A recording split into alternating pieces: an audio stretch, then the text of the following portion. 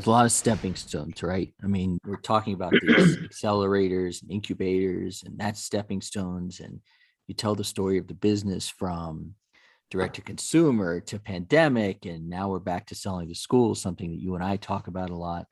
I think for people out there, it's just, Oscar tells this story in a really relaxed way that he does pretty much everything else, but recognize that there's so much blood, sweat, and tears that goes into all this and pivoting, and you make that decision in a week and the pandemic comes and you had all these plans to sell to schools and you're like, no, we're going back to, selling to parents. And so, Oscar, you obviously deliver it in like, hey, this is what happened, but maybe for people out there to recognize, because this may be the low point of their business right now, that like Sure.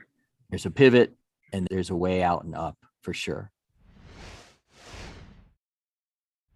This is now. This is now. I mean, because I think we've gone from pre-pandemic, maybe nothing online to everything online during, and now we got to embrace, we believe, from the click-to standpoint, talking to Dota, Future Man, which we've talked about, Sure. the hybrid world. So what are your thoughts on the hybrid world? Because, you have your business model, but you also have this opportunity staring you in the face here of cohort-based courses online. Yeah, there was already hybrid before the pandemic, but I think it came to light for sure during and then post. I mean, we're still in the pandemic, but I think people have learned that hybrid is going to be the future of learning, just because I think people have realized how convenient it can be to learn online.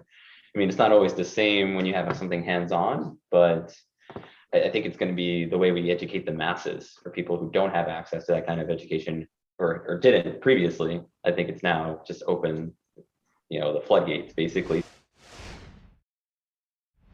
I think what you're hearing is like, the classic entrepreneur, which is Oscar's like, I don't know, but I'm going to try a lot, and one of these is going to hit and it's going to be fantastic. But in the meantime, you've clearly figured out what you're doing relatively through the pandemic at this point. But while you say, I don't know what I'm going to do in the next 3 to 5 years, you do know you're going to try a lot. Oh yeah, there's no doubt. It isn't that I don't know. Like after doing this for almost 10 years, being an entrepreneur for 10 years, I know when like something is sticking. Like you throw a bunch of stuff at a wall, something's going to stick, but sometimes you see a pattern. And so being able to identify like certain things that are working for your customers, that's what I like to ended up writing those down and including them in my 18-month plan. And even if we don't get to it, we know that that's just something that we keep hearing. And that a lot of times can end up becoming what you're going to be working on 3 to 5 years from now. Yeah, I digress, but for sure. No, You're right. I think this is absolutely fascinating. You're a man with big ideas, yes? Yeah, there's so many. There isn't enough. There isn't enough time to do all of them, unfortunately. Well, but there's a lot of time, right? And you're not going anywhere and the business isn't going anywhere and you've got a lot of energy. So how do you get there? How do you take these big ideas? How do you get there? And there being success, and obviously we could just talk about what success is, but how do you try all these different things and feel good about it and Yeah, not so, crazy? 3 to 5 priorities, small experiments.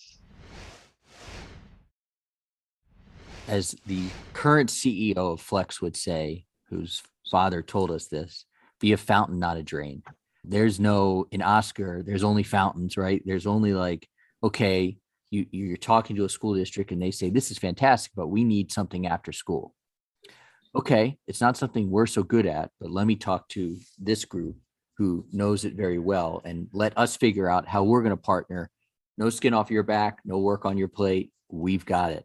And so this is just another classic example, I think, of, of the pivot, and the pivot might mean relying on somebody else, but nonetheless, you pivot so that you can deliver. So now that we know Oscar's amazing vision for the future for education, what's the future for Oscar and Thimble? I have no idea.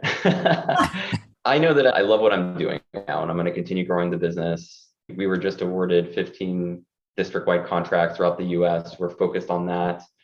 We're still a small company. I find that I'm wearing many, many hats. So I just hired my first 2 sales folks to help me just focus on other things.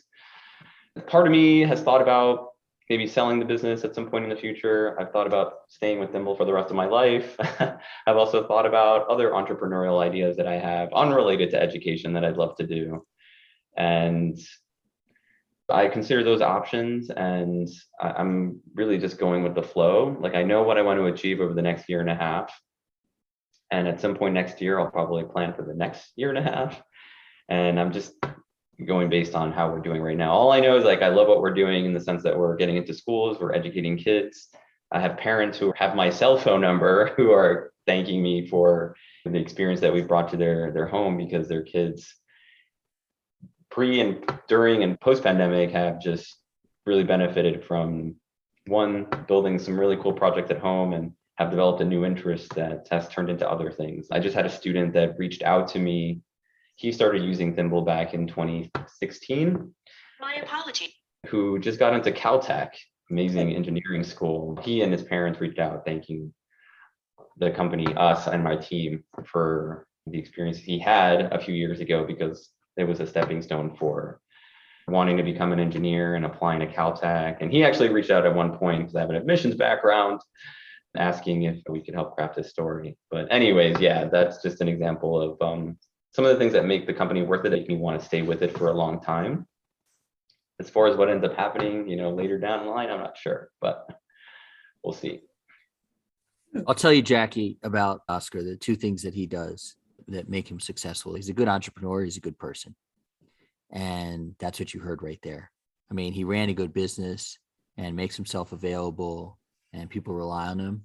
And so I think the entrepreneurs out there who are listening, like, you can do both, and you should try and be a good entrepreneur and as good a person. I think that's a fantastic way to put it, because he is a good entrepreneur, as well as his intent is true. Yeah.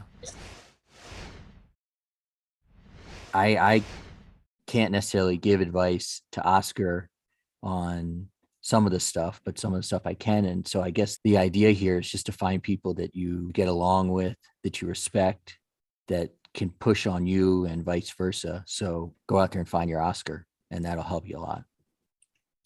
Yeah, similarly, I was thinking the other day, like, this is when we were texting each other through Vox, Josh. Yeah. Like, how cool it would be to work on a business together at some point. And that's like the beauty of being an entrepreneur, is you get to meet other founders. This is not the case for every founder, but more often than not, you're going to meet people you really just enjoy being with, and you come up with really cool ideas, and you even think about, like, the possibility of working with them.